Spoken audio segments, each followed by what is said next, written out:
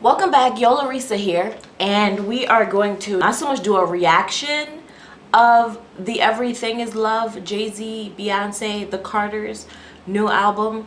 Instead, we're just going to do a review because I've listened to the album a few times now over the week, and I don't need to make a reaction to it. We're just going to review it. I have a tag on my shirt because I just did a haul video, and I got some clothes behind me, so that's why for this. So let's get into it. We're gonna go track by track by track, what I like, what I don't like, what I think of the song, etc, etc, etc. I'm gonna play a snippet of each thing just so I can remember what's what.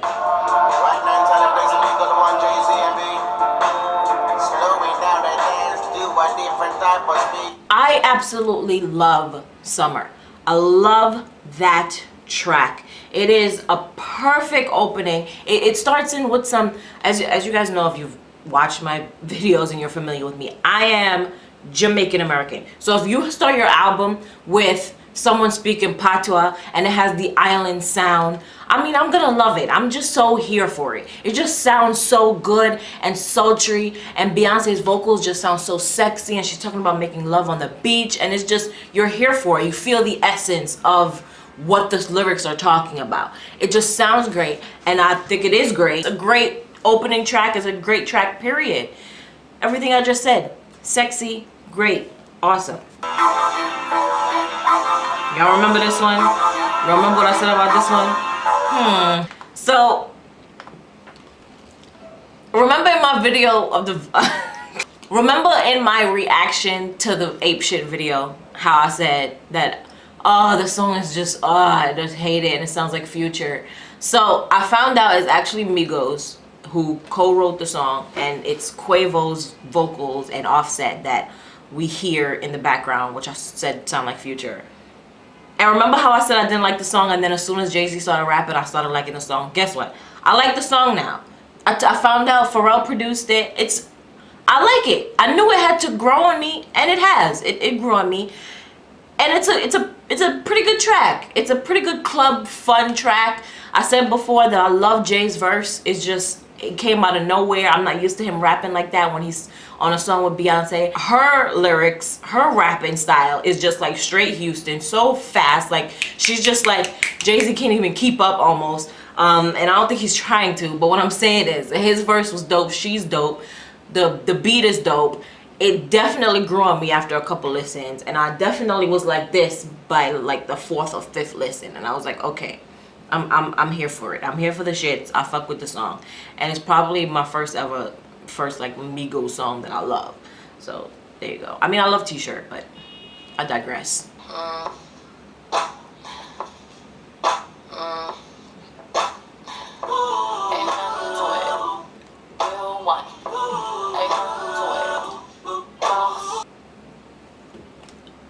What can I say about Boss? What can I say? What can't I say about Boss? Stellar track. Stellar track.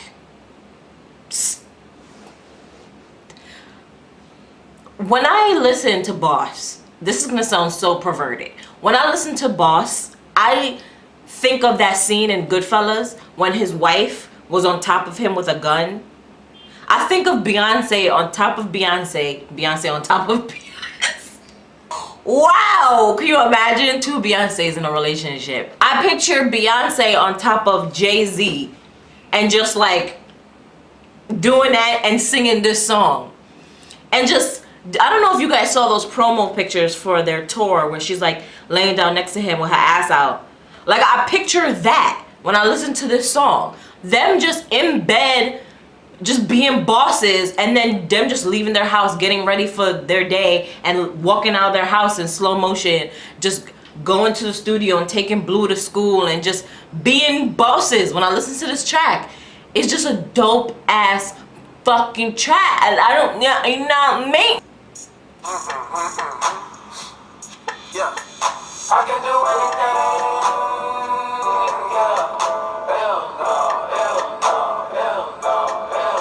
Nice is probably the only track on this album that I don't love. It's probably gonna have to grow on me too. It's funny that there's 2 Pharrell produced tracks on this album, Ape Shit and Nice.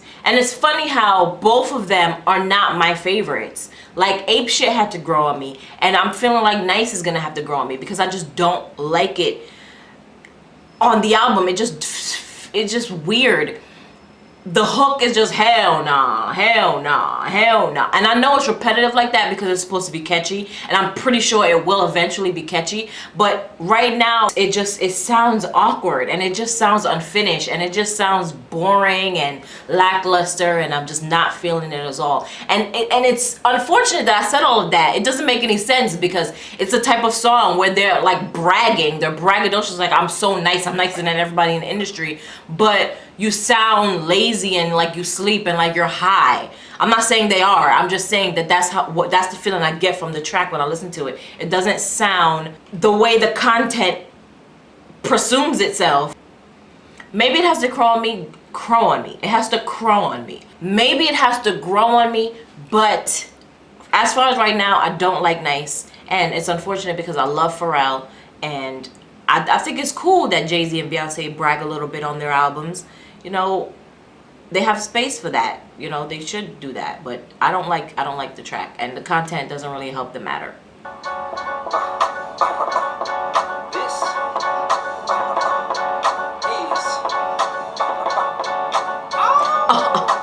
Cash in deposit, 24 karat bosses, Louis V and Goya trunks all in the closet. 313. So is the area code for Houston, I think. Don't come for me if that's wrong. I don't know. I don't fucking care, but I think that's what it is. I like this track. I like this track a lot. I like the beat switches. I think that's really cool. That reminds me of like street music. I like that.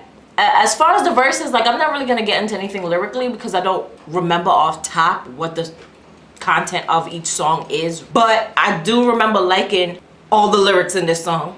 I don't remember what they're about. I do remember Jay-Z saying something about how black women help him and how black women help black men to deal with how America treats them. When the beat switches up at the end, I did remember that. That was a very memorable moment in this song, so I did remember that, and I do like that. And that's pretty much it that I have to say about this song. I like the bounce, and I like the beat. It feels good. It's a barbecue song, you know.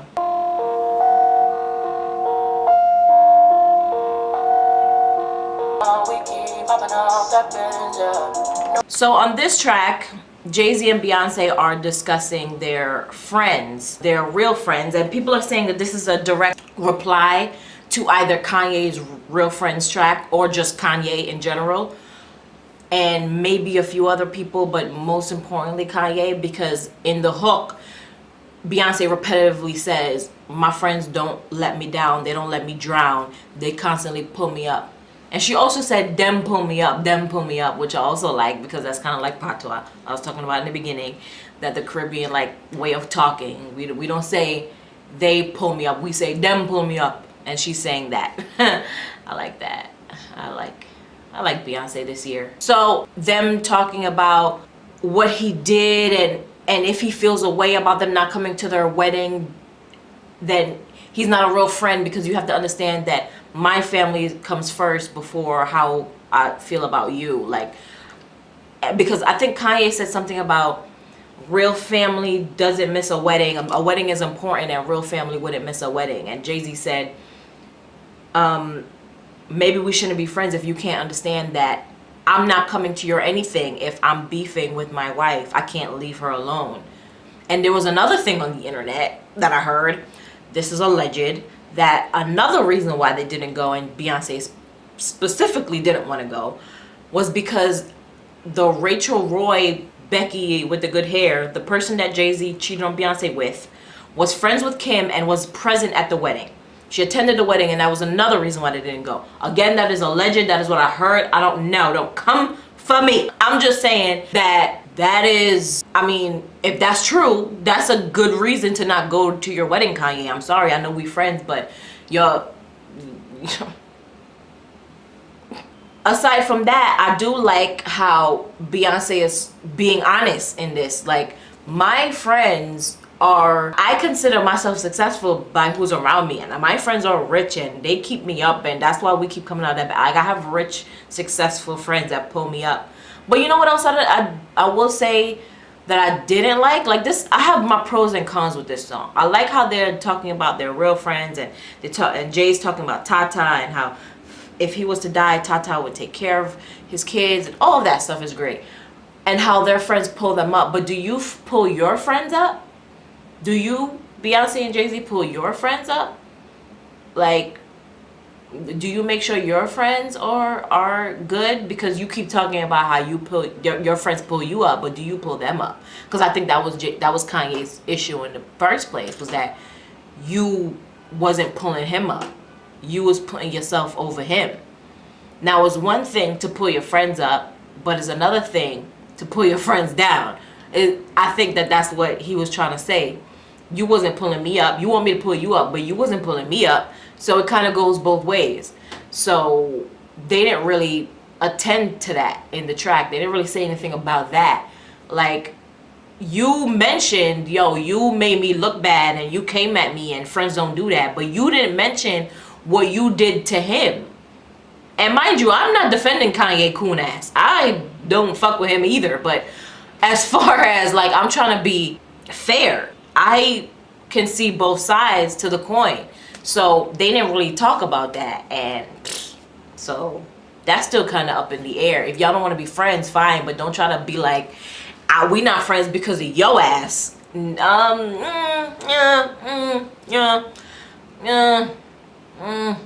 Also, this song is not as good as Real Friends. I will say that. I can't see myself like listening to that on repeat all the time. It's more of a story song and a kind of like a I'm replying to you specifically type song. It's not really for us. I mean, it's for us to let us know their side of it, but it's not really for us.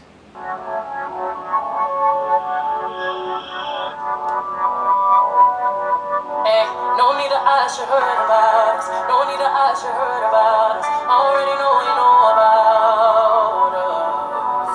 No need to ask, you heard about us. No need to ask, you heard about us. Watch your mouth when you're around us. So Jay-Z and Beyonce are saying, y'all definitely know about us. Y'all definitely heard about us. See, who you talking to though? Because that's not true.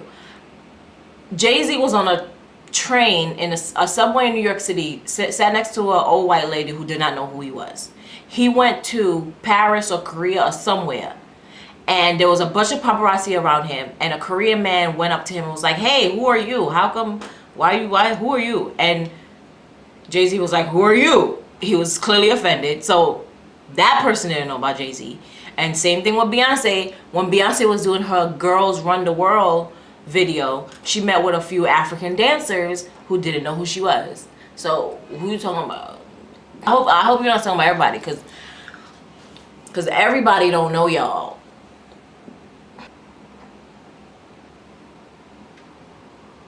That was just a moment of silence for y'all that, like, that thought, that mindset needs to die, where you think that everybody knows y'all. Everybody doesn't know y'all. Everybody know Michael Jackson.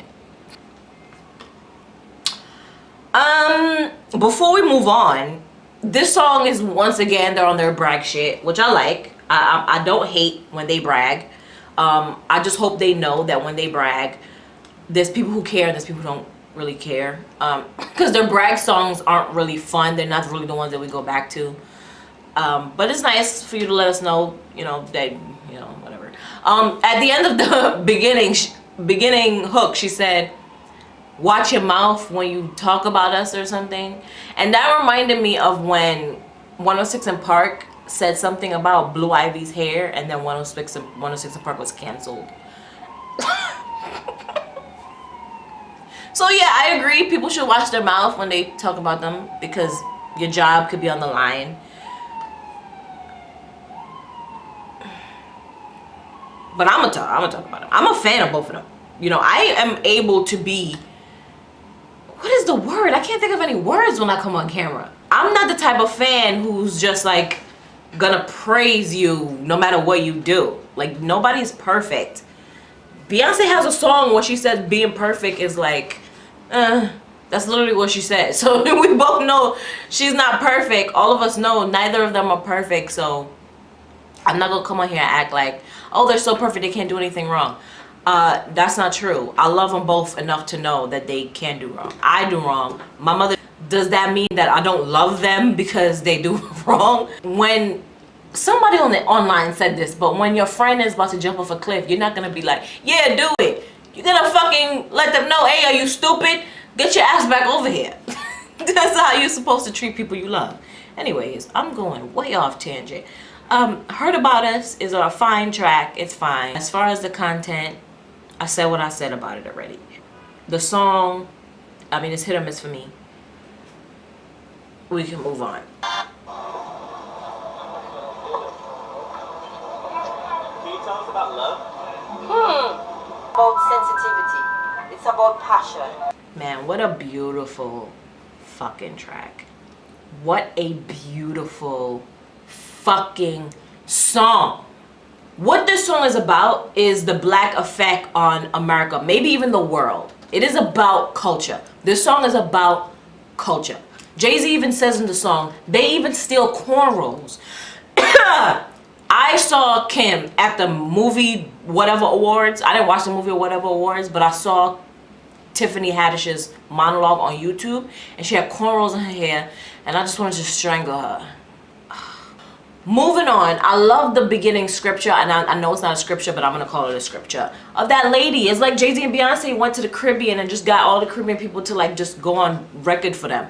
Of that lady just talking about what love is, and she breaks it down. Yo, there's different type of love. It's just, it's beautiful. It's great track. And my God, this sample is my favorite sample on the album. This sample is stunning. They got it from psychedelic funk rock band from the 70s, a Japanese funk rock band from the 70s, and I had to look it up because it's just such a beautiful fucking sample. And I love psychedelic rock music.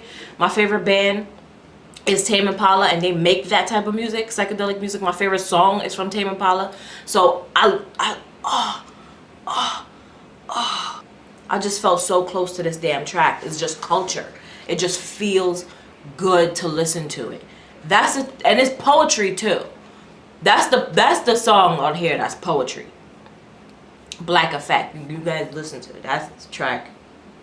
That's the track that forgives all the other tracks that are not all that great to me. They're good. Like I said, everything on this is good. Is like well done. But there's great ones, and Black Effect is a great one. Everything just sounds good. I mean, the sample is just, I can't get over the sample because that's like the heartbeat of the track, and it's amazing.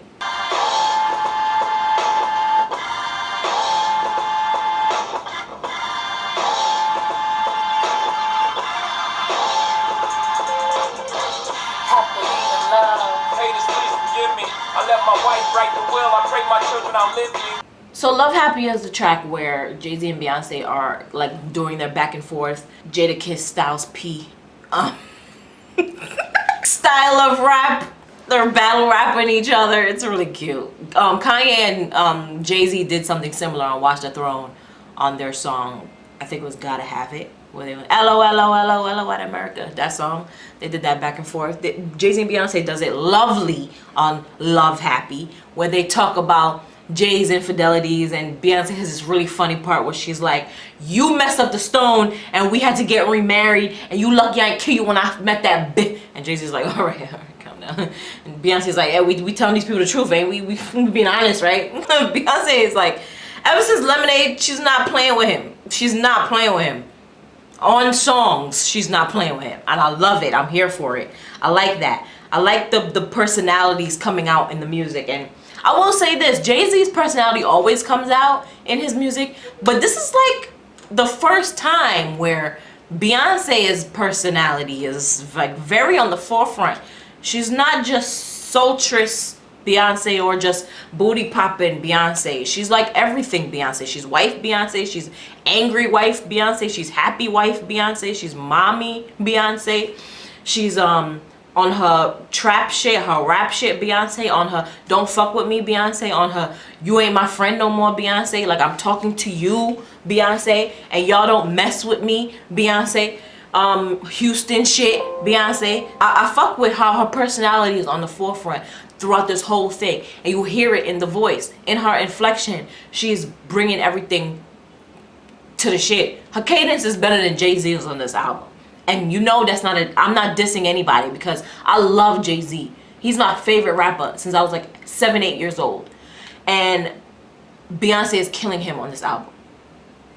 That is a compliment to them both, so don't fucking come for me. All right, last track.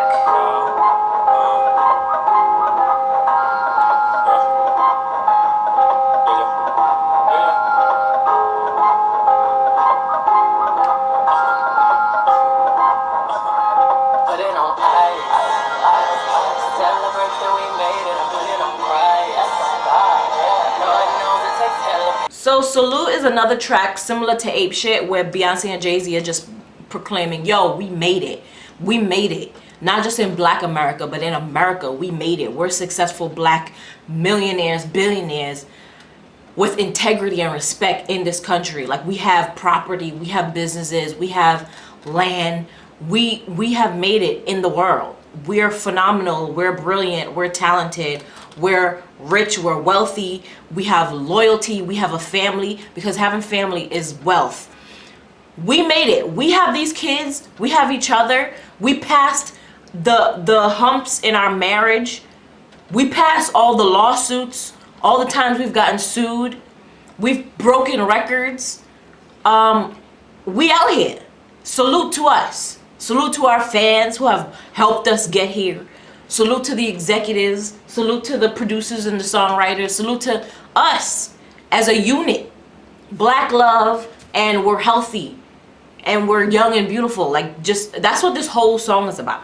It's similar to the Testament on Ape Shit, but it's less braggadocious. It's more humbling, I guess, in a way. It's just fucking, it's just a great closer to a great album. It's just like, this album is about love, Black love, but love of what we do, what we bring to the public, how we love what we do, and we love each other, and we love y'all. It's just great. It's just great.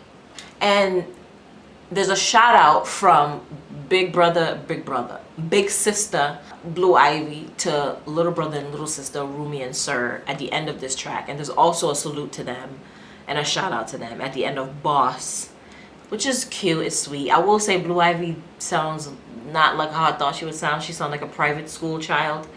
You know exactly what I mean when I say that. That's not an insult, don't come for me. She's a child. I would never insult a child. She sounds like a private school child, as she should. Private school children should sound great, and she sounds great. And that's all I got, yo. That's all I got. That's all she wrote. I love the album. Out of all the tracks, my favorite are Summer, Boss, Black Effect, 713, Love Happy. Those are my favorite tracks. Not to say that the other tracks are whack. That is not what I am saying. I am saying I have favorites. Jesus Christ. Just because I say that Lion King or Fifth Element or Kill Bill are my favorite movies, is that the same thing as me saying Titanic and Forrest Gump are whack? No. Fucking idiots. Sorry, it's just some people just don't get it. They don't get it. So that is what I thought of Everything Is Happy, the Carters' new album, Jay-Z and Beyonce. And you know, I love it, and I love them, and they're great. So there you go. Now let me know what you thought of the album if you listened to it. Let me know in the comments below, and I will see you guys in the next video. Deuces. Trip it up.